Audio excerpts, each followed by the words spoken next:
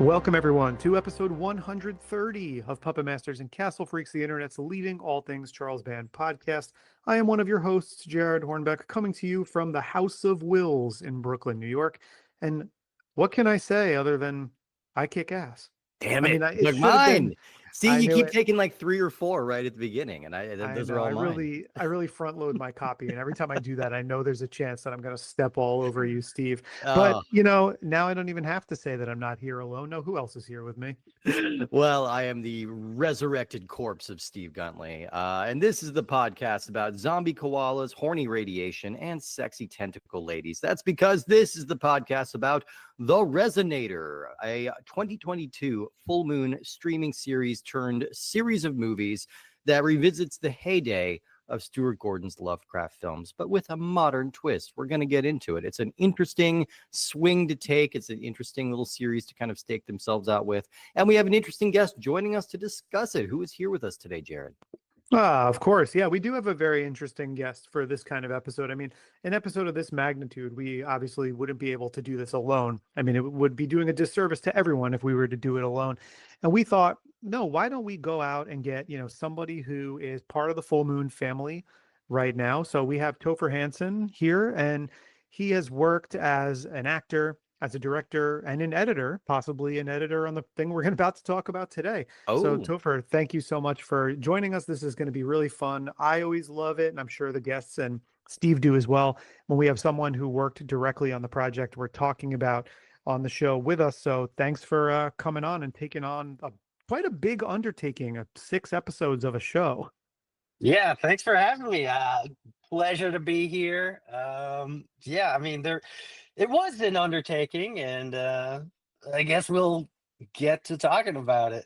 Absolutely. I'm really curious about how you sort of came to be in the Full Moon fold. What was your sort of backstory and how you got to be involved in these projects? Sure. Well, I guess it all started way back when. So, I mean, like all of us, I grew up loving horror movies. Some of my best memories just going to the video store with your buds and renting a VHS of like we haven't obviously... heard that story yet. That's unique. unique. That's a story that's unique just to you. Right, yeah. You're the first one. And so, making backyard movies with the buddies and everything, blah, blah, blah, blah. I love horror movies. And like, it's just so funny that me and like a friend of mine, we, when Charles Band was doing his roadshow thing, we saw him at the Worcester Centrum Center at Rock and Shock there. And now, cut to 10, 20 years later, whatever it is, he's got my phone number, and I've edited a bunch of his movies. It's I don't know, it's just surreal to end up that way. But how I got involved was I knew Melissa Vitello, who is a director herself. She's awesome. She was a line producer for this, and I guess they needed an editor. I was working with her, editing a lot of different projects, and she recommended me. And lo and behold, here I am. I got the gig, and went on to edit a bunch of different stuff. I was going to say, I was scrolling through your IMDb when Dan Ballister connected us. I was like, oh wow, yeah, like it's going to be interesting to choose something, because there were a bunch of things that we've already kind of covered. And then there was stuff that it was like, all right, well, this is a little similar to things we've been covering recently on the show. We like to kind of spread it out so we don't have too many Empire, too many new Full Moon, too many old Full Moon, all back to back or anything like that. And when I saw it was the Resonator, I was like, yeah, I know we did the Reanimator episode, like by the time this airs, it'll be about 6 months ago. And I thought, you know what, that's an okay amount of time to have passed to then go back to something that actually, kind of melds 2 of our favorite properties that we've covered on the show. And when I saw that it was Resonator, I went, I've been meaning to check this out, because I love all things Reanimator and all things From Beyond. And Jeff, when we talk about the specific cast and crew of this movie a little bit more, like Jeffrey Byron, friend of the show, former guest on the show, happy to see that he was in there, plus a bunch of other recognizable genre faces. And so it just seemed like the right fit. And then it was like, let's get real lofty and let's just do this whole series in one Yeah, in let's knock one it out. episode. I'm glad but having watched them all, like I'm glad we did. I don't think this is something that necessarily needed to be broken into. It's not like the Josh Kirby that we started recently where there's 6 90-minute episodes Right. making them up. Yeah, exactly. And I did actually sit and watch this all kind of in one lump together, you know, which, I mean, if we take it like that, then it's far and away the longest full moon movie that we've watched. You know, you can debate on whether the 3 Baby Oopsie movies can constitute one movie in the same way that this one does. This one feels a little bit more like this one feels like it works a little bit more as one big 3-hour chunk. Oh yeah. And, you know, sometimes on this show, and we've been candid about it, there are a few movies that are a struggle to sit through at 70 minutes, you know, that it's we're checking our watch and kind of waiting for this one to be over. I didn't really have that experience with the Resonator. I actually had a pretty good time with this show and movie, whatever you want to call it. And I think it largely worked for what it was trying to do. So I did not feel like this was a slog. What I would love to know, Topher, as it pertains to, now I know you came on as editor in episode 3 of the 6 episodes, so obviously you'll speak more to that specific experience when we get a little ways into the series.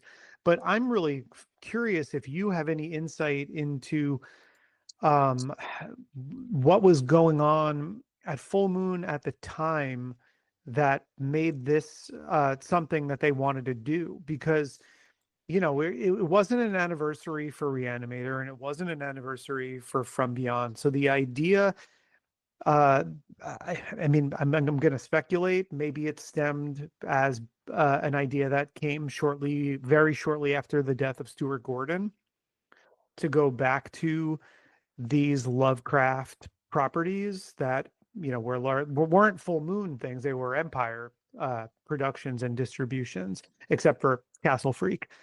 But I'm just very curious if you have any insights into what made this something that they decided to take on at the time. I'm glad they did, but it seems kind of out of left field. Yeah, I mean, I don't know exactly what the genesis is. I wish I did. I wish I had a better answer. But I mean, so this is Billy Butler wrote and directed this, and I ended up doing a lot of his other stuff, and he was very much produced everything that I edited for Full Moon. And Billy's great. Love him. I think he's an awesome writer and director and just an all around great guy. And it's kind of just, I don't know, you know, there's different eras of like Full Moon, you know, the Little Rubber Monsters, and then like the early 2000s stuff, and then this is kind of, I don't know, like the streaming era, I guess. So I'm, you know, the streaming app was probably doing pretty good and want some original stuff to bring people in, and what better way than to, you know, revisit some properties that you already got that people love. I think it was smart, because when I saw that this existed and I looked at it and I went, oh, well, what's the take on this? And I saw that there was a Crawford Tillinghast character and a Herbert West character. I definitely have to say I piqued my interest for sure. I think I discovered it and held off on watching it specifically because I knew we'll get to it eventually in the show, and I didn't really want to devote the time to watching it beforehand because I knew we'd get there. But yeah, it's Bill Butler obviously is somebody who, man, I've had so many people say you got to get Bill Butler on the show, and I've spoken to him, and it's the timing hasn't worked, but listeners, he will be here eventually. Dude, he's the best. Yeah, I'm excited to talk to him because like he's directed a couple of sort of the more recent Full Moon movies that have been like kind of really working for me. Like I have a long and tortured history with the character of Baby Oopsie from the Demonic Toys movies, who I just had a visceral hatred of. And so my most dreaded movies that we were going to be covering are movies that you worked on, the 3 Baby Oopsie movies. And kind of blew my mind that I enjoyed those films. Like, I still have never yeah. come around on the character, but I thought those were well acted, well shot, well edited films. Like, and I was like, okay, I like these better than either of the Demonic Toys movies. Steve and I Oh, are wow. very much a Thank you. hive mind sometimes with things, and one Mhm. of the most shocking behind the scenes moments of this show for anyone listening was Steve texting me telling me he was enjoying the Baby Oopsie movies. Whoa. Because I was like really prepared not to. Yeah, it was really operating at a deficit before I even got to it. So, and I think a lot of that is that Billy Butler has a good visual sense. I think he understands what people want out of these movies. I think he understands how to, and he's an actor himself, so he knows how to direct actors, you know, which always helps a lot. Oh, So please. Billy Butler's never been near a prestigious horror franchise. never once, never once. Right. Well, let's learn a little bit about this this wacky little series that we're going to be talking about. So, we'll just say as a general blanket term, we're just going to call this the Resonator, and it's kind of divided into 3 episodes. But the Resonator originally released in 2021. It went through 2022. It was directed and written by Billy Butler, and it stars Dane Oliver, Christina Bra, Austin Woods, Amanda Jones, Josh Cole, Michael Paré, Kate Hodge, Mabel Thomas, Nate Blair, Chase Howard, Amanda Wyss, and of course, Jeffrey Byron. Back into the fold, I think, for the first time since Dungeon Master. Is that right? This is, were you talking about him in general back in the full moon kind of circle? Yeah. Because he left for a long time, did like soap operas and did a lot of other indie projects. But he was kind of Charles Band's boy for a minute back in the early 80s with the back-to-back of Metal Storm, which was then transition directly into the shooting of the Dungeon Master, you know.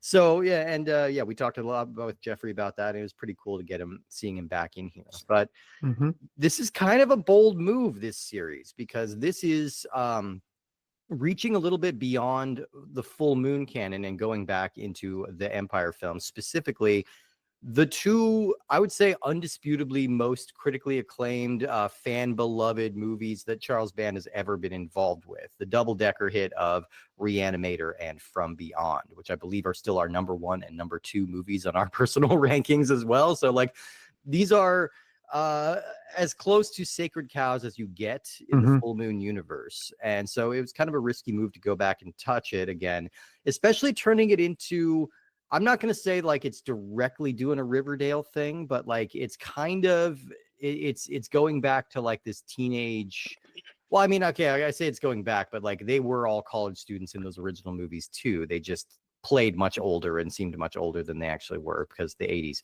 But this one feels like it's got a little bit of that Riverdale kind of edge, you know? It's almost a Hogwarts situation at MISKATONIC U, because there are people who like major in alchemy. There's people who have psychic abilities that they just openly talk about, and it's not like a weird thing or anything. Like, this is clearly a world where magic and science are kind of like blending together in a way that's not like, they don't really put too fine a point on it. They're just like, yeah, obviously I'm studying mad science. That's a really good observation, Steve, because I didn't even really put 2 and 2 together with Riverdale. But since you said that, there has been this revisiting these, I don't know, somewhat, I don't want to call them sacred, but beloved properties. Yeah. With these kind of darker, angstier teen versions. I mean, you have the Chilling Adventures of Sabrina, and you have the Riverdale, and Riverdale also has, you know, Vampironica and the Dark Jughead or whatever it's called comic, and there's Archie comics that are they have a scary, they have some like actual like horror comics that are taken pretty seriously and are really quite good. Yeah, and it's I guess it makes complete sense then that this was a trend going on at the time. And of course, you know, some of the drawings that we see the characters do of these Lovecraft like creatures can't help but, you know, we're now seeing the direct impact of Stranger Things on stuff like this too. So it's a really interesting time where these versions, kind of teen versions of these properties, are happening. And I think that's probably not really much of a coincidence that this serialized version of this, although if I'm not mistaken, so in Reanimator, definitely it's Miskatonic U, Arkham, Massachusetts. And it's Miskatonic also in From Beyond, but I think it's implied, you know, Barbara Crampton's character is a doctor, and Jeffrey Combs, I think, is a little bit older, and Dr. Pretorius is older. So the Mhm. college aspect isn't quite as prevalent in that movie. But Topher, I'm very curious, like, I would love to know, as someone who came in uh as this was already ongoing, really you came in to direct what would be this, or to edit, I should say, what would be the sequel movie of these. Like, how were you kind of guided into taking over from Alex Nicolau on this? Because you had the one full feature film. Were talks already happening to break it into a series, or was it approached first as a sequel? So from when I was brought in, it was a series, right? So it was gonna be like we released the episodes first, Mm. and then we um Okay. removed, like the credits and whatever to make the feature cut versions of them. So it was always a series first when I stepped in. I'm glad I have you here to corroborate that, because I would had that completely backwards. So I'm happy to be I'm happy to be corrected. Well, so this is part of a trend that was like popular with Full Moon around this time, which is they had the streaming service kind of up and running, and we don't get really talk about it enough, but like the streaming service that they put out kind of helped revitalize Full Moon's fortunes for a little bit. They were early to having like their own original streaming channel, and it was successful, and it helped kind of revitalize a lot of these brands. And so Charlie Band would release these as like webisodes, and then eventually he would cut them back together into a full movie. So we saw that happen with the Baby Oopsie films, which was like, I think, the longest running of these series, because it got 3 full-length movies out of it. And we have Trophy Heads, which is our personal favorite, which was kind of broken up into like 2 or 3 parts, I believe, and then assembled together. Piranha Women was the same way. And then Raven Wolf Towers was the one we most recently talked about. And that one is the one that kind of gets the short end of the stick, because that was a show that was canceled before it was completed. So it is a movie that is literally just not done. So that one's the one that kind of like struggled a little bit. But all of these are kind of trying some interesting things. Ravenwolf Towers was kind of setting itself up to be sort of this like hub universe for the Full Moon universe as a whole, right? They had characters from all the different Kushner Lock era coming in. Trophy Heads was like this really secretly ambitious, very, very funny, very smart comedy about what it feels like to be an aging scream queen in this world of like B-movie horrors, and it had the serial killer subplot going on at the same time. But the most fascinating stuff was just watching these ladies from different layers of Full Moon history interact with each other and kind of quip and be very self-deprecating in a fun way. But the Resonator is trying something a little different. Now this one, yeah, obviously it's going back to like the teenage years of them, or at least the much younger adult years for some of these characters that we've encountered before. And it's also kind of blending a little bit of Reanimator with a little bit of From Beyond. So we have 2 Jeffrey Combs characters being played here by 2 entirely different people. One of them, I would say, is absolutely doing a Jeffrey Combs impression, and the other one is kind of doing a little bit more of his own thing. But it's definitely, it's all definitely there. This was released in the 6-episode chunks between 2021 and 2022. And the story was originally divided into 2 arcs, but when the series was complete, it was re-edited and released as 3 separate movies. So if you're trying to watch along with this at home, you start with The Resonator, Miskatonic U. That's the first one. You go into Beyond the Resonator after that, and then it's Curse of the Reanimator. So it kind of switches series in the middle of like towards the end there, but Yeah. kind of illustrating that it is bringing together all of these different threads. Topher, I want to ask you, I know I've already kind of asked you a question that was difficult for you to answer, and so I apologize that I'm maybe going in the same route here. Oh, no But problem. the first movie, the Resonator Miskatonic U, really is, for all intents and purposes, a serialized From Beyond. I mean, it's From Beyond characters, plus, a couple of people who we haven't seen in From Beyond, or at least their characters, Michael Paré and Amanda Wiss's character. But we don't really get the introduction of Reanimator elements yet into the fold.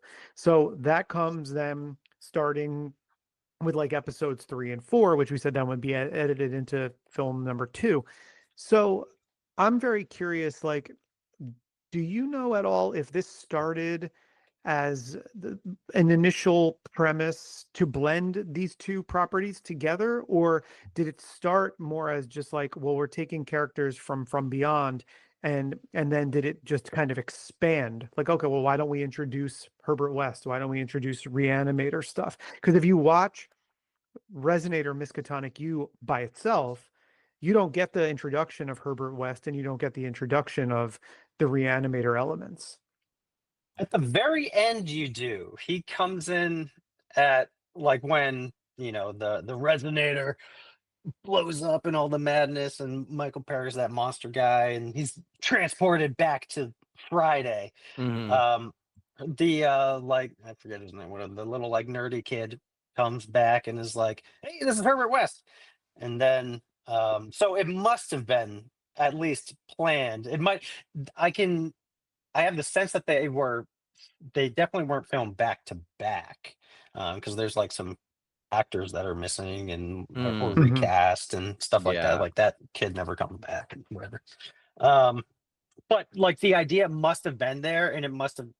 I'm just guessing. I haven't, I can't confirm this, but Yeah, I think it that's like the one of the things about watching it in series form was it was a little unclear to me when exactly this would have been the third act of the second movie or the first act of the third movie. Like those lines were blurred a little bit for me. So if you've got like a Jared's making mistakes bingo card at home, I probably hit many more spaces already in this episode than I normally do, which is totally fine. I mean, we watch these things and then we come and we talk about them, but we're not no authority on them. And so when I was watching it in my brain, I was like, oh, that's so interesting that they're now in the second movie doing the introduction. But you would know better than I would. If I had watched it as the first movie, I would have seen the Herbert West introduction then at the end. But again, second time in this episode already. I'm happy to be corrected. Yeah, yeah. oh no, I mean no, I mean I don't. It is. There's a lot going on, and so yeah, I think it must have been planned from the beginning. Maybe something like, let's see how this does as a feature. The first Miskatonic U, and then okay, let's continue on with the story, because that first one can live by itself as a feature and like Mhm. Yeah. have a solid end to it. Um, and where I think it's smart having continuing it on as like, okay, we're back in Friday, right? So now it's restarting, so you're resetting, and you can reset the cast like that. The bear characters, like they mentioned that he's like sucked into the Yeah. alternate universe, and like that's why he's not there. Yeah. So don't worry about it. So you can do things like that. And it was also, I think, the ones that I worked on were shot in Ohio, Mhm. and that the other one was shot in Van Nuys, California, because it's the only place in Massachusetts that has palm trees outside of Yeah. Well, you need the those palm college trees to campus. know to know it's Massachusetts, obviously. Yeah, yeah, of Yeah, I course. Yeah. didn't even really notice that aside from Oh, good. some of the Yeah. establishing shots. Yeah, yeah. Like that was kind of where I went, oh, I think we're it's just somewhere something else we're here. kind of used to as moviegoers, It's like you're Oh, gonna see a sure. spare palm tree here and there. It doesn't matter where you're set. Yeah. Or just coincidentally, everything from, like 2022 to present just being shot in Ohio. Yeah. Like, Yeah. Right. Exactly. Yeah, yeah, yeah. Exactly. Yeah. Yeah. Just shoot in Ohio. So for the cast here, it's mostly newcomers. It's mostly like people just sort of at the beginning of their careers and starting to break out. But we do have a couple of old hands here. I do want to shout out Kate Hodge, who was actually Billy Butler's co-star on Leatherface. You remembered her. He brought her back. So that's pretty cool that he still has those connections there. Amanda Wyss, of course, a horror royalty for her role in A Nightmare on Elm Street. I recently learned she and I apparently have the same agent. So there we go. I have not met her, but we have the same agent. that's cool.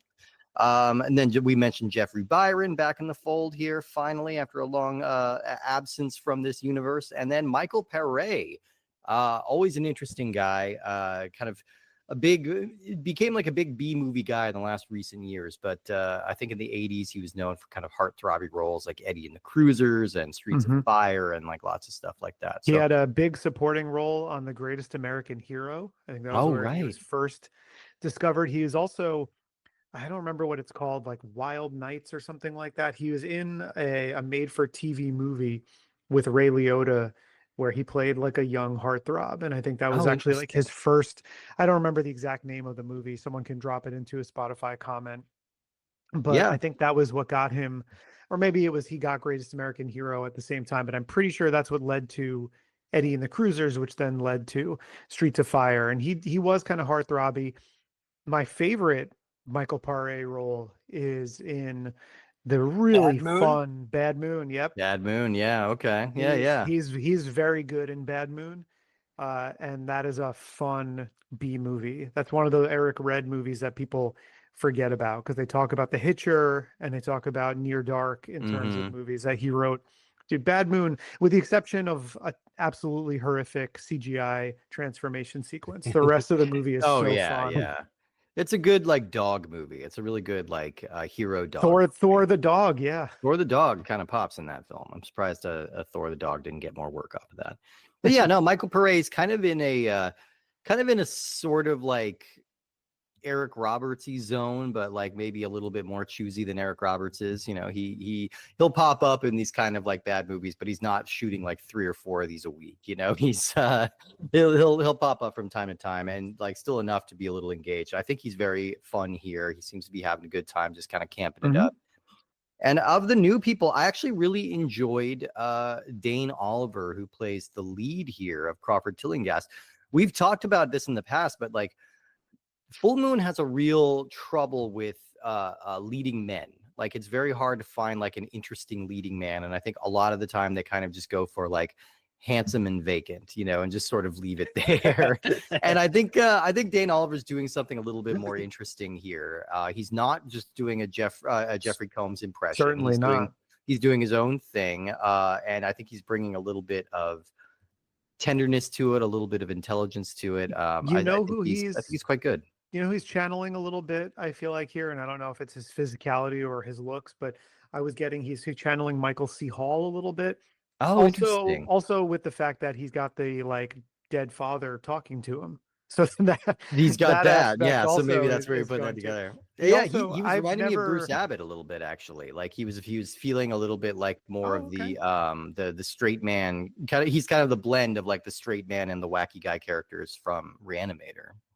Yeah, I definitely think Jeffrey Combs has a unique but slightly different energy for Crawford Tillinghast than he does for Herbert West. And I think the good thing about this role is he's not really channeling either of those things. And I've never seen Ted Gagin with hair, but I would imagine that this guy is what Ted Gagin with hair would look like.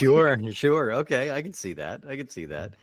Yeah, but I really enjoyed him and what he brought here. And I think generally the performances are quite strong from everybody. And I think it helps how you have Billy Butler here directing, and he knows how to direct actors. Yeah, I mean I was most entertained by the first chapter of this, like of the 3, because like I thought I really liked the world it was setting up, and then 2 maybe kind of is finding its feet a little bit before it ends really strongly. I think they kind of pull all the threads together in a really fun way. But and that's mostly just me. Like I get a little bored in movies watching like hallucinations. Or like things that I know are hallucinations. So like there were a lot of those in like in the middle chunk of that. I was like, okay, all right. But I mean, it was still like everybody was playing it really well, and I was entertained by the entire thing. Before I sat down to watch any of it, I said, all right, let me temper my expectations. I love Reanimator. I love From Beyond. I was like, I had a mental checklist of things that I was going to be looking for in this series. And it was, it's Resonator for the first one. And I could kind of tell by the poster art. I was like, so it's going to lean more heavily into From Beyond. Is it going to have a cool looking resonator? Is it going to have lots of bisexual lighting? Is it going to have slimy tentacle Lovecraft practical prosthetics and such? By those metrics, for the first, like I would say the first 2 chapters, kind of encompassing the first film, yes, checked all of those boxes for me. And I went, I find the cast to be amiable. Does this have some B-movie faces that are familiar to me that I like seeing also? Yeah. So I was very on board for it. And then as it started to introduce the Reanimator stuff, I was like, okay, does it have a Herbert West who I feel like is channeling the energy that I want for that character? Is there going to be enough of the uh, interplay between Herbert West and the surrogate Dan Kane in the movie? Is there going to be neon green vials of stuff in being injected in people? Yep. And so as I sat down, I was checking things in my brain off of this checklist, because since these are two properties I love so much, as long as it's staying true to a lot of the aesthetics and things that make the originals memorable, I'm going to be pretty okay with it. My only major criticism once we got into the Reanimator part was that they stayed with like pink and purple goo instead of the neon green. I wanted more neon green. I didn't really get a ton of that, but I thought with those being my main expectations, I thought this is very well handled. I feel like sometimes, a company like Full Moon that has its mind on marketing, has its mind on merchandising, has its mind on being this ever moving machine that occasionally has these missteps but keeps rolling. I was like, okay, if this turned out to be something where I felt like was being really disrespectful to Lovecraft or Gordon or these properties, I would have felt really icky about it. And instead I felt icky in like a good way from some Lovecraft slime from these tentacles. So I had fun watching this because that was my baseline coming in. It's like, this is all I want from this. Will it deliver these things? And to get some nice performances from these newcomers was a nice addition. Yeah. Yeah, I mean, I gotta say, like, coming into it, as the editor working on it, it was pitched to me like, okay, here's Billy Butler's got this movie coming out. Would you maybe want to edit it for him? Blah blah blah. And then I find out, okay, it's a mishmash of From Beyond and Reanimator, and I'm like, oh shit. And then it's like, oh, it's from Full Moon. Oh shit. And it's like so cool for me to be able to work on that universe as a whole and not like in a fan film or something like that. um but like you said, there's so many movies that come out that are just rehashing like old properties, and like, my god, I just stopped watching them because they just bastardize most. I'm just like, when a new movie comes out and it's like something that I love, it's like, yeah, I'm probably just gonna not watch it because I know they're gonna mess it up somehow. um Right. and then reluctantly maybe I will, and there's been some hits and some misses, a lot of misses, but thankfully, in my view, I was able to watch the first episode and was like, oh, okay, this is actually really interesting. Yeah. And it's not a bastardization, it's something new, it's interesting, and you clearly like these. Anyone who works for Full Moon for the most part is a fan, and that's, yeah, I think it comes out in this movie. Is it $1 million blockbuster level type of film? No, but it treats the property better than the $1 million blockbusters have been recently. Yeah, like, did you It notice, was there kind of like a sense during the production they were like, all right, we have to put just like a little bit more effort into this one because this is Reanimator, this is From Beyond, like people are going to have some expectations on it. Did you feel that that people were taking it seriously? I mean, I wasn't on set, but I know Billy, sets the tone, and I believe he was friends with Stuart Gordon, and obviously, he's from this world, and like, who Yeah. better to get to lead this project, Yeah, absolutely.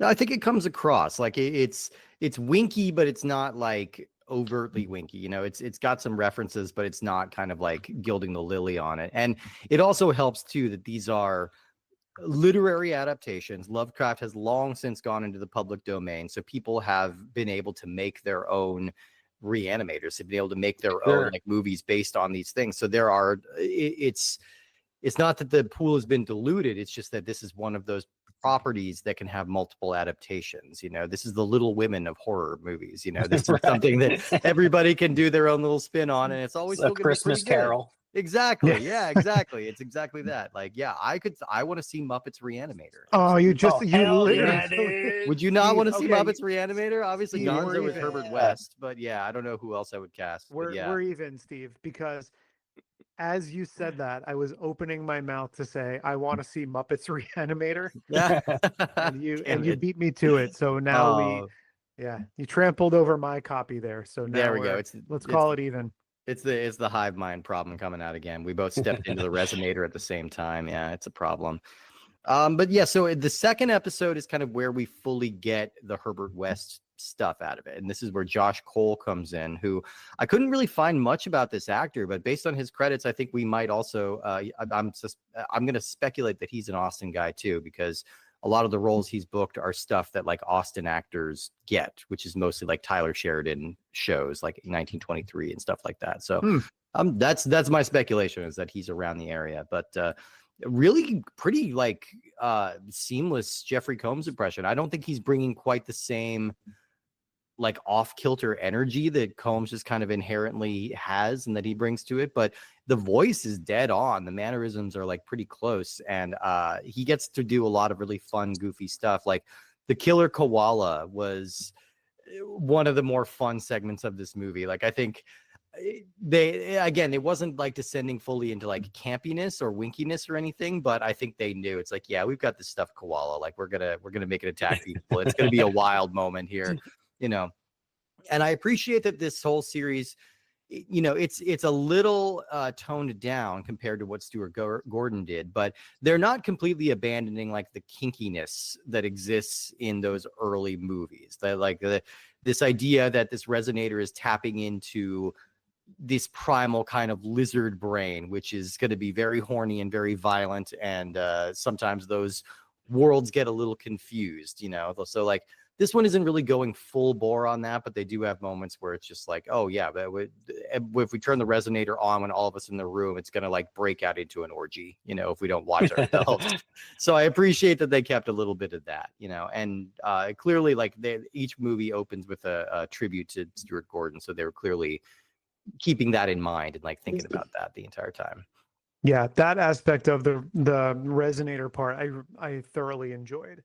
I like the fact that they said, you know, there needs to be the horniness and kinkiness. There needs to be some nudity here as well, and they do give that to the viewers here. So I don't think, even though, like you said, this is playing into kind of like the teen drama version of something, a property like Reanimator or From Beyond at times, it isn't fully doing that. I will say there is one thing I'm going to nitpick, and it was the thing that and I don't know if this was a choice or if it was just something that wasn't really given the consideration. Again, these are all written by Billy Butler, so he has a real command on these things. So we commented on the performance of Josh Cole as Herbert West, which I do think the mannerisms, the voice, all that stuff make for a good Herbert West. The mistake I feel like the third to sixth episode make with Herbert West or the Reanimator storyline is that the more I watch Reanimator, and I watch it a lot, as I get older, I realize how important, while Jeffrey Combs steals the show, I recognize how important the character of Dan Kane is to the story of Reanimator. And to me, why Dan Kane would assist Herbert West and allow him to move in and be interested and go to bat for him so quickly, despite the fact that his method seems so unorthodox, is because it's established early in that movie that he's upset that he can't save someone, and he wants to be that person who can save someone from dying. And so it personally means a lot to him.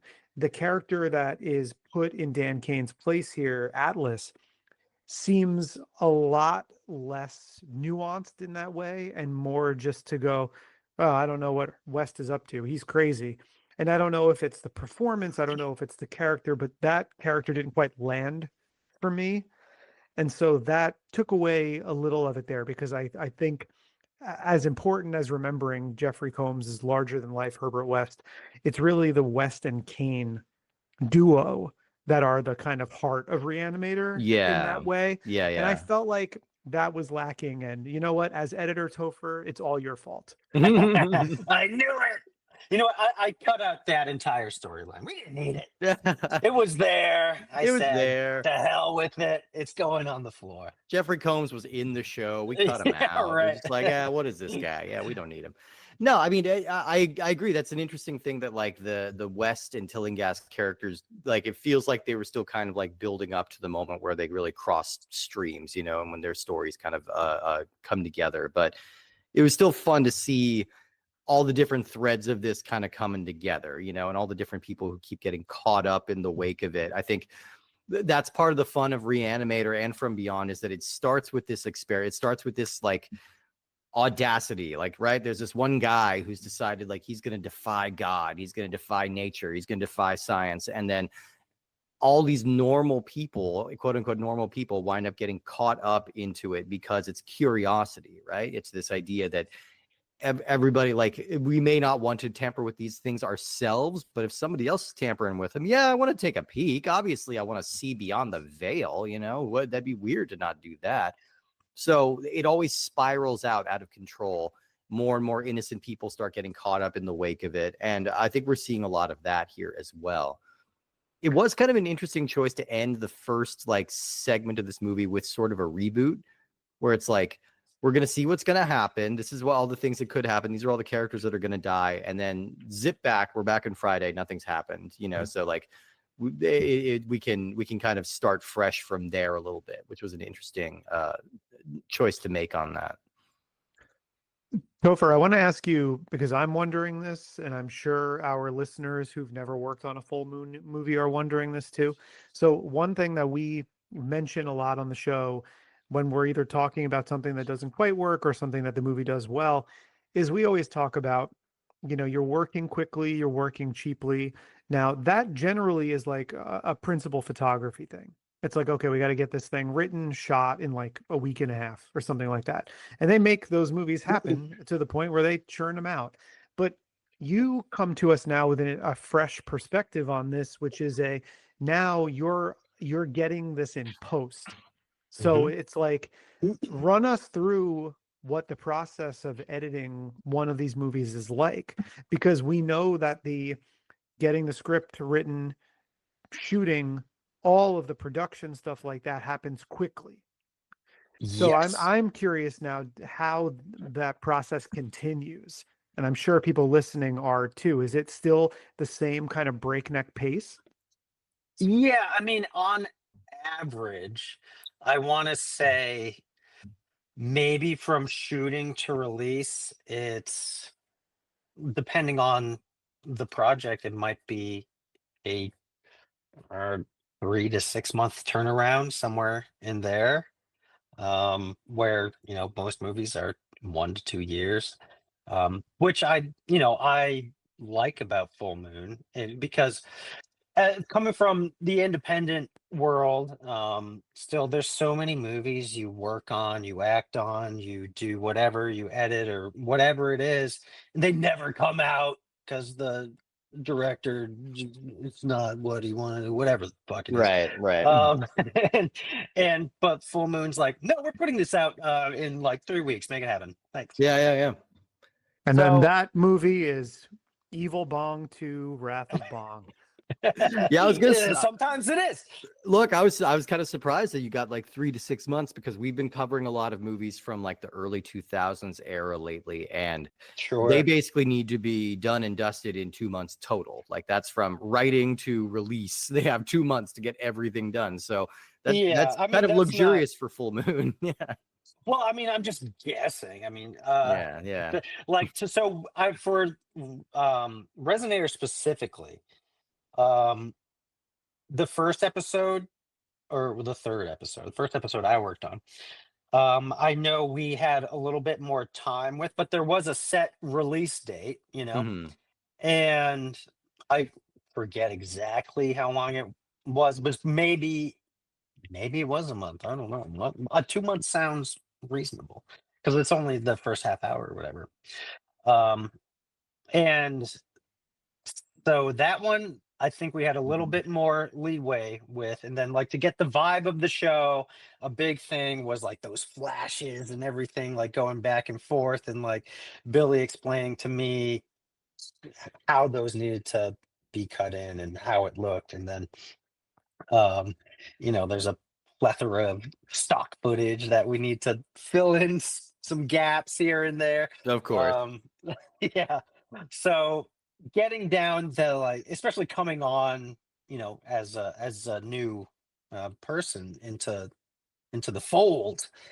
I'm used to working quickly, so I think that's why Melissa recommended me, because we were doing things at this place called Dream Reach, and they'd make actors reels. So you'd write and direct and put out a reel for an actor, and you'd turn it out, pretty quick. And it's like filming 3 shorts in like one day and giving it to an actor, Oh to yeah, someone in yeah. LA, so they can have something to show, because nobody finishes their movies. Well, Right, that's been right. a common thing that we've seen when we've had like Danny Draven or Dave Parker or Yeah. J.R. Bookwalter, or people who are like, well, someone recommended me to Charlie because I can make a movie quick and cheap and get it finished.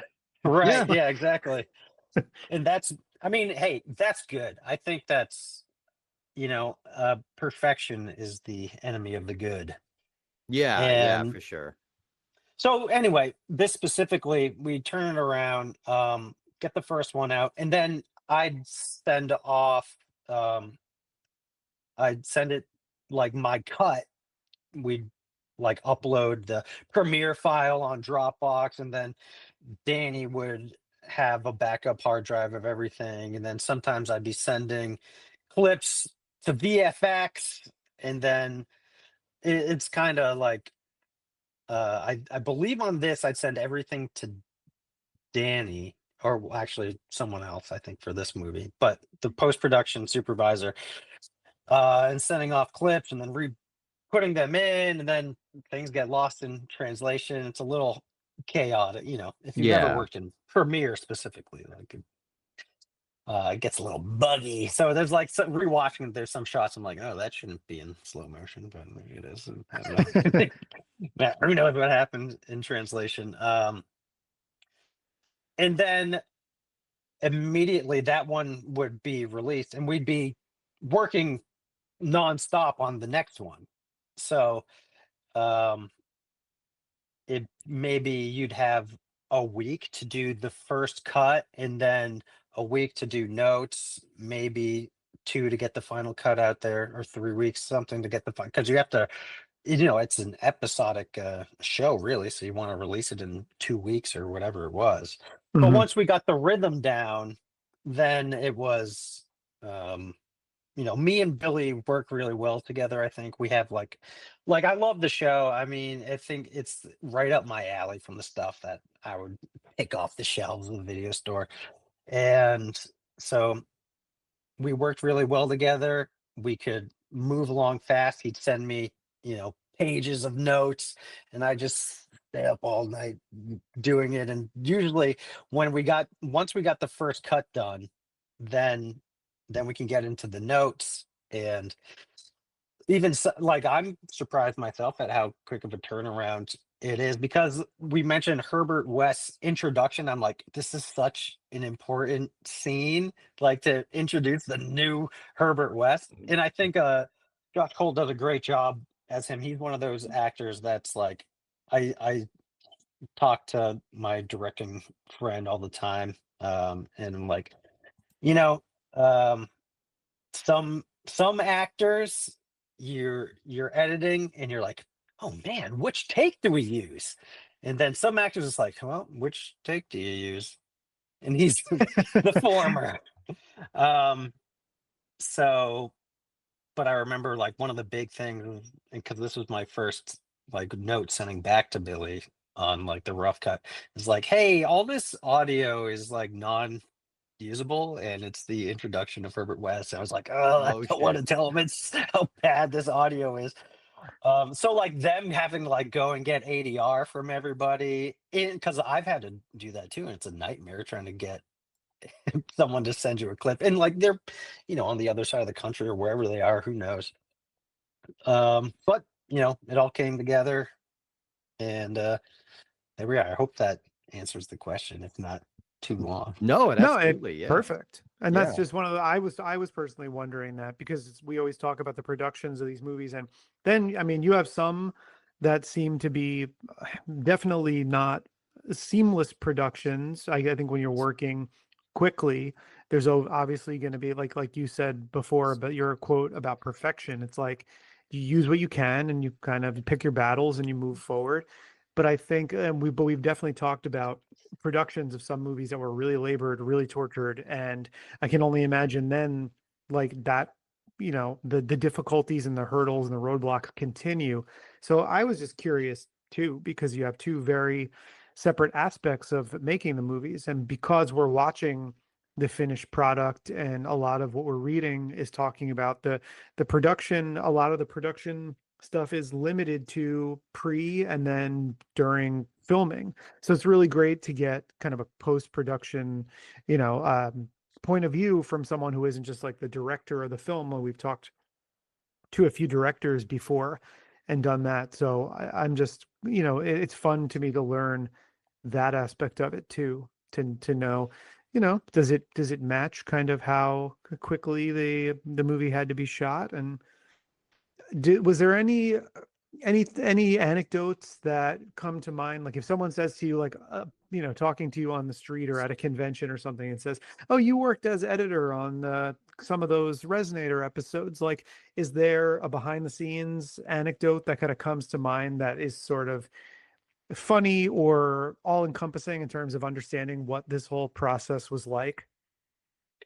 Well, I mean, like the biggest thing, like from an editing perspective, is that there's, you got to fill in the gaps, because like the production is, quick, as is the post. So you might not have the time to get all the shots you need. Like when, so there's a lot of pushing and pulling and rearranging, like when um Crawford is talking to his father in the bedroom, Hmm. and then his father disappears, but then like, okay, how do we show he disappears? We don't have any, like he's in every shot on that angle. There's no, like, he didn't leave the frame, then whatever. So it's like, okay, let me steal a shot from the POV from earlier. It's not perfect, but it shows an empty corner of the room, and that's what we need to get this point across.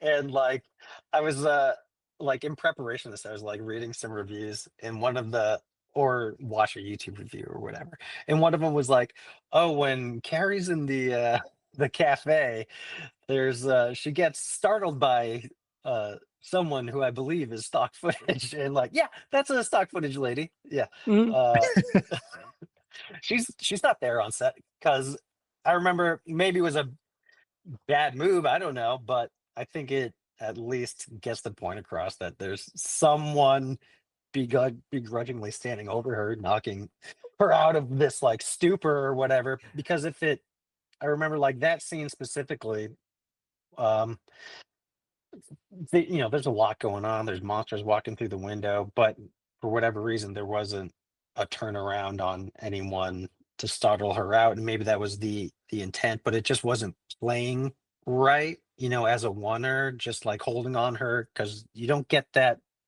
feeling of like, what is, you know, if you get startled, you should see what startles you. So stock footage lady came in to rescue the day there. Well, I'm Yeah, I not was There's a just gonna lot ask of about it. stuff like I that. definitely clocked her because Yeah, yeah. she I mean, she's just standing there, and we only hear her voice off camera, So I'm just like, oh yeah, right. who is that lady? Yeah, but So hey, it would have you been do just what you her do. voice. Yeah, I mean, I just don't think it was playing right. And, again, maybe it was the wrong move on my part. I don't know, but there's not enough time to like, test these with a bunch of different people. I think I convinced Billy to keep it in. Maybe he would have been right to cut it out. I don't know.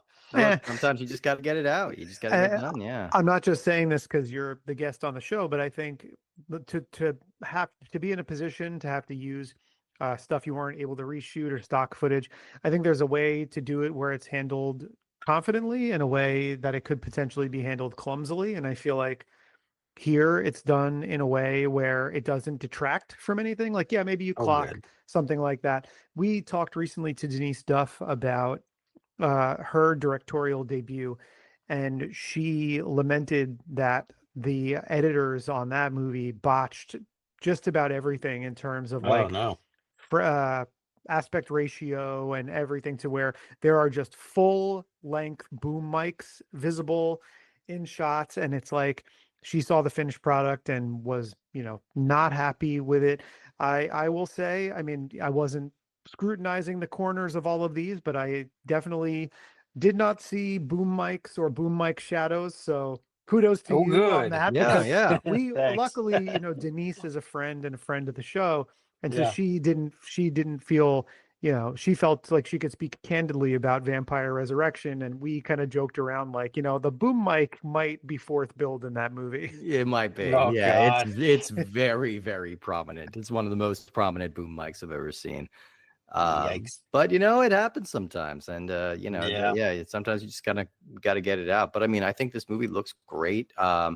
There's a fun kind of conflict happening in some of the scenes between the practical effects and the CGI effects, which are and I think they did the smart choice of like enhancing the practical effects with some like glowing after effects and stuff and again, Billy Butler's smart about it. It's like, these are not maybe as sophisticated as practical effects as we may have had back during the Reanimator days. So a lot of that is your editing. It's quick cutting around it. It's kind of fast flashes and making sure that you're kind of conveying a little bit more motion and action than maybe these puppets were capable of doing. And I think it plays, and the actors are selling it. And I think it all really works. Thanks. Yeah, Yeah, I think so. Greg Leitner did a great job with all the practical stuff, I think. And yeah. I remember like getting the first like footage dump and ingesting it and going through and labeling everything and whatever. And I see like it looks a lot different in the final product because it does have like that purple pinkish glow to it. But like the meatball man that attacks Crawford in Oh the yeah. but like I saw that, I'm like, oh man, this is fucking great. I love I love this. Yeah, so and sending like when Carrie's driving in the car and she's kind of freaking out and sees Yeah, yeah. Cathogra in the road, like in my timeline, it's like, okay, she's driving in the road, and then there's like a green square of a Cathogra, and I'm like, all right, good luck making this look. And I think the VFX on it looked great. Like they did a fantastic job in that, you know. But There's a real, and I feel like, yeah, like Steve mentioned before, maybe the sophistication of the practical effects is not quite what we saw 30, 40 years ago, because people aren't pumping that kind of money into sure, effects budgets. I mean, Fright Night No. just turned 40 a couple of days ago, and that was the first movie to have $1 million plus FX budget, and it Oh, wow. shows on film. And here, I think there is such a tangible, like, DIY charm to the practicality. I think even the prosthetics, I don't need a practical effect to look real to be a practical effect I enjoy. So hmm I understood why they went CGI on certain things. I mean, obviously it was special effects in From Beyond when like those, like little parasite fish things are floating through the air in all kinds of pink and purple lighting. And so doing that again, CG made complete sense. But then what's a Cathagra? Was that the yeah, Mhm. yeah, yeah? When, the design of that character, even though the prosthetics and the props might be cheap and could even read cheap on camera, I didn't care. Like, I just right, like the design and I thought it looked cool. And I yeah, will almost always prefer a cheap practical effect that has charm and is kind of, held together by prayer and scotch tape, Yeah. then just we for another podcast recently, although actually by the time this will not be out when you're hearing this, but it was for another show's Patreon, so listeners, unfortunately, it might not be something you're necessarily going to hear, but we covered the 2010 Nightmare on Elm Street reboot. Yeah. And there is the CGI version of Freddy coming through the wall, which is one of the worst looking things. I mean, I think I made this comment in that recording too, but he really just Scorpion Kings his way out of that wall. He really does. And It looks like, so it embarrassing. looks like a screensaver. It's awful. And it's like the effect of how that was achieved in the original movie was very DIY and inexpensive, but just creative. And I thought to make this person have the characteristics of kind of a kinky Lovecraft character, have her be topless, never hurts, but put, the props on the head with the tentacles, and that's all you need. And it gets the point across 100%. And then having big pink and purple, sloppy, goopy tentacles engulfing people, I'm glad that aspect of these movies was something that Billy and everyone else creatively involved in decided to keep. Like, it's just that, because I could see how I think this benefited maybe from being made when it was made. Because I don't know about you, Steve, but I had the thought in my head, if this was an idea somebody had at Full Moon in 2005, everything we see would be digital. Yeah, it really would be. And it'd be a very bad camera quality as well, which, I think Full Moon has benefited so directly from the improvement of digital technology, because you can now shoot a movie with an iPhone that looks like it's a professional quality. And again, we're going to keep ripping on Evil Bong every chance that we get. But if you look at the first Evil Bong movie, it looks like it was filmed on a potato, and it just is hard to look at. And, so now I think these low budget productions have really, really benefited from that increase in technology. You can make a very professional looking film with just kind of the camera in your phone, which is great. And there's a lot, like, I mean, right there with you, the practical effects. Like, if you can I'd rather have a $500 practical effect than a $10,000 CGI if it's gonna look better or be more tangible. Because even like you said, that the Scorpion King, like that, like, come on. I mean, Right. and how much did that cost? Like, give me a break. Yeah, ridiculously expensive for them to fuck that up. Yeah. Yeah. So, and where it would have been probably cheaper to do it practical anyway. But It would have been. regardless, I think the VFX blended with the practical stuff was done really, really well in this. And I mean, you have to understand still the turnaround. Like, it's not just me, it's the sound, it's the VFX, it's marrying them all together, the color grade, the ADR, everything. And so I know, like, we're waiting on, like, the very last minute to get back the finalized VFX shots to drop back in the timeline to then send back out to color and to send back out for the sound mix. Because if the VFX aren't fully there, the sound mixer, Ken Climack, who's awesome, I hired him to do another movie of ours. And like, you don't, if you don't see exactly what's happening on screen, you don't, if you just have like the green square, you don't really know what's transpiring in the shot. So all this stuff, has to be done in such a quick turnaround that Do you remember, Topher, a specific like VFX shot that was out for the VFX people and came back to you where you were kind of blown away by what the actual finished product looked like? I mean, mostly there's a lot of the Cathagra stuff like that. The car one is really what I was like, oh, okay, this works. Cause like when I see it, it's like, and in Billy's mind, like, he shoots it specifically for this, right? So, and like in the script, it says like, Carrie's driving her car and she has a premonition, and Cathraga appears out of nowhere. She slams on the brakes, whatever it is.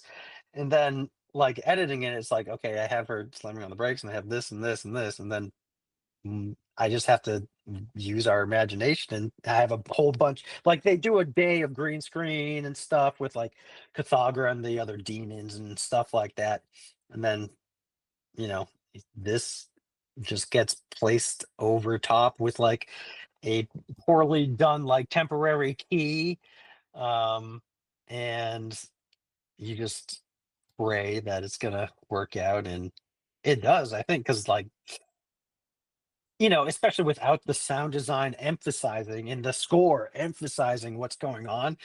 If you've ever watched a rough cut of any movie, my Yeah. God, you want to jump off a cliff. It's Oh like, yeah, yeah. especially something so effects heavy and like, you know, tonally different. And I mean, this movie's out there. It's like you have to, there's a lot that has to come together to make it work.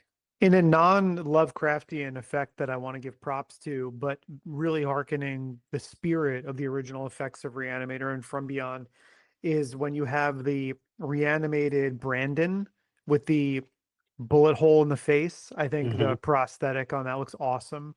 I Yeah. think he when he's coming after him, and I'm like, oh yeah, it's because he shot himself in the face, and it's just kind of like a black hole in the middle of his face, and Yeah, it yeah. looks pretty awesome. So Right. I was a big fan of that one. Another funny like VFX thing is that in like the final battle, they're like when Cathagra is like kind of choking out Crawford. I think there's some CGI boobies on her because she was wearing a bra or something. It's like, oh, she wasn't doing that before. It must have been cold in that warehouse or whatever. So, I mean, you can look for that. No, that's fine. Well, I didn't notice, so it must not have been too glaring Oh, of good. of a difference there. I didn't notice that. You brought up the music and the score, and obviously the main theme for this series was composed by Richard Band, who, Yep. we had him on the show, talked about his career, just crazy prolific and worked on so many amazing things. But I will say there's an aspect to, and I'm finding this to be the case with newer full moon movies, and I'm curious how much this is by design or maybe something that is just happening as a byproduct of how they're being put together. There is no credit for anyone as composer. So first I was wondering where the music of the score comes from, because it only credits Richard Band with the main theme. But Hmm. then I was like, maybe it's something from like the Full Moon library of stock music that they're reusing. Not above Charlie Band to reuse some of that stuff for sure. But I do notice that and I do think that there are times when it could have benefited occasionally from this not being the case, but the movie is scored almost consistently throughout. So Hmm. is it something where like is that the full moon model of movie making? Is it something that is encouraged, like have musical stings for everything, have this music kind of going throughout in the background? Because I think the music is serviceable to good, but there are a few scenes where I was kind of like, I feel like this would have benefited from just dialogue with no score. And so the scoring process of these newer full moon movies is really interesting to me, because I'm noticing that we noticed that on Amy the Visitor, and we noticed it on maybe Death Streamer or one of the newer full moon movies. And so I'm just curious if you have any insight into that. Sure. So for this, uh, this one, I wasn't super involved with the music, although like for like with the stock footage, there's like some stock music, like those Hmm. slowed down montages.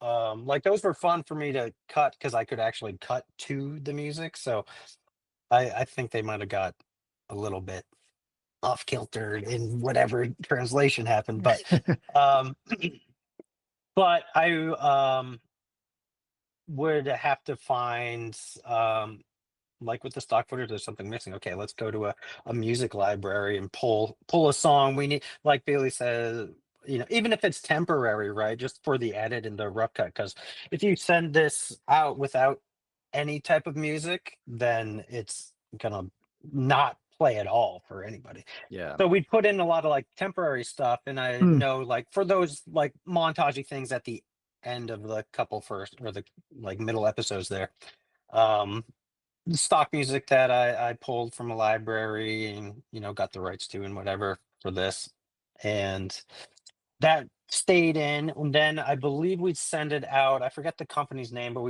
or individual, we'd send it out, as part of another post, in the post process, uh, to someone who would either write some original music or pull from a library or what they would score it, with however they did it. I don't know how much was original or not. Um, and then it'd come back. And again, it's one of those things that something's not like perfect, like, sorry, too bad, it's got to go out. you know Mm-hmm. Mm-hmm. because like I remember with 12 Slaves of Christmas, like I did most of the, like, I color grade, like that one was a really quick, it's a clip show, right? So there's the Yeah. wraparound and the clips and everything. And um Nakai, who's a producer with Full Moon, like I was living in Las Vegas at the time, and Nakai lived in Vegas too. And so like we were waiting on like the final sound mix, and um it like came over. And then I remember Billy's like, can we add this one little thing? And I was like, I'm sorry, but I have to drive over to the guy's house to drop off this hard drive. Usually we'd upload it or whatever, and then she would, take care of everything that from there on. Mm-hmm. And But yeah, it's like down to the wire, where I'd have to drive across town to drop off the hard drive, and so you know it's not always time to finesse. Almost never. That being said, though, it's a minor quibble that I have with it, but I was looking through your filmography, Topher, as editor, and Yeah. you've been very busy with Full Moon and some of the more recent things. And honestly, I'm looking back at it, and maybe it is something to do with your editing style or how you're approaching these projects. But the Jack Attack movie and Sorority Babes 2, and a bunch of things that we've had a lot of positives to say. Oh, We haven't good. gotten to Dr. Death yet because we've been going chronologically through the Puppet Master movies, Yeah. but all the Baby Oopsie movies, this, and then, yeah, like 12 Slays and Jack Attack and Sorority Babes 2, we definitely found something in the style of those that we, for no pun intended, kind of resonated with us a bit. And so it's nice to look back and see that there's a through line of you working on those. So we've appreciated what you've been doing with these new Full Moon movies. I think we've all said that with a lot of the new Full Moon initiatives, like the Deadly 10, or even newer than the Deadly 10, Pulp Noir, stuff like that. It looks like Full Moon and Charlie have found a way to balance. Oh, we can put out stuff we're proud of, stuff that is new entries and sequels and extensions of things that we've already done. But as Steve alluded to before, we can shoot things that look really good for cheap now, which we couldn't do 20 years ago. hmm And so it looks like the baseline of new Full Moon quality is starting somewhere and kind of staying steady with some nice surprises coming here and there. So very cool that you get to be a part of what looks like this nice, digital streaming uptrend in the quality of Full Moon stuff. Well, thank you. I really appreciate that. Because I mean, it is like surreal that I, for myself personally, that and it's like all like sequels and stuff. So like that I've been, my little hand, my little part, however small it might be, is I'm still part of the Puppet Master universe, the Demonic Toys universe, the Resonator universe, which is From Beyond and Reanimator, Slimeball, Bolorama. It's just I don't know, it's just surreal to think of it. Like, I would never have thought that like little old me would get a chance to be a part of this. It was a dream come true. It was awesome. And I like the movies too. Like, if it was like Haunted Casino or something, like, okay, maybe I would be like, hey, I got to work on Full Moon. But no, it's like the heavy stuff. And I gotta say, Billy Butler, like, he's a big part of all of this too. And um with Dave Parker on Dr. Death and everything, it's just surreal to me, and I'm just really lucky. So I mean, but I've got to give credit to all of all of them and everyone else involved too. I think it's a nice little resurgence of like kick-ass Full Moon stuff, I think, Yeah. in my opinion. Well, we really appreciate you being so generous with your time and coming on and chatting with us about these. These are we had a really good time with the whole Resonator series. I definitely recommend checking it out. And if you get a chance to, I would say they're on Tubi. I think the first episode's on Amazon Prime right now, so you can definitely check it out. And where can people find your stuff? What are you working on right now? Anything you would like to direct people's attention to? Sure. So I'm started with a couple other director and a producer, Adam Newman, another director friend and producer and actor, Sean Ward. We have a production company out here in New Hampshire called Dreamscape Productions. And we just put out, it was in theaters last January, a movie called Round the Decay. You guys might be into it. It's a creature feature, like fully Love guy or gal in a monster suit, wreaking havoc. It's We're looking for home distribution and stuff now, so I'd say keep your eyes out for Round the Decay when that comes out. And then I was hopefully looking on IMDb at that one, and it definitely the artwork and description piqued my interest for sure. Oh, good. I'm sure you'd like it. Be happy to send you a copy or something when it comes out. Awesome. Amazing. And I apologize, Topher. I kind of interrupted you just to say that I was interested in the Round the Decay, but it sounded like you were describing something else. I apologize. Oh, no, I mean, that's the main thing. We've got some stuff in the works that we want to get rolling on, but fingers crossed for the next one. Amazing. Yeah, no, Round the Decay looks awesome on IMDb. If you are a fan of Full Moon, you've seen something that Topher's edited, and I'm sure that you really enjoyed it. If you like the show that we bring to you every single week, the best way to show us is to go to Apple Podcasts or Spotify, leave a 5-star rating, maybe a brief review if you feel so inclined to do so.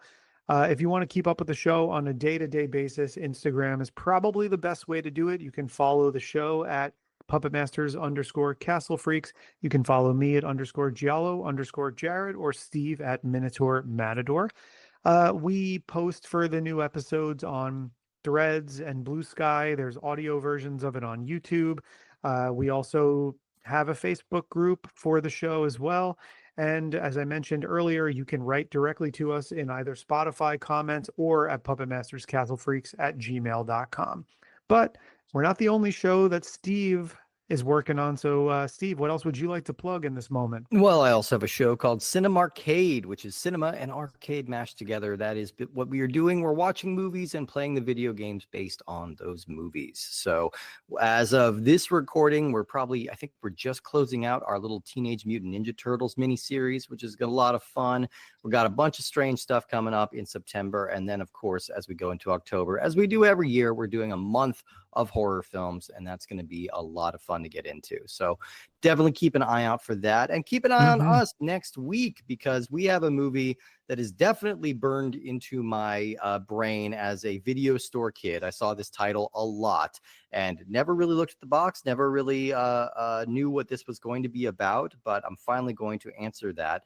It is a 1998 film called Talisman. That's right. Another David Dakota joint, number 643 that we've covered. I think we still have another couple of thousand left to do.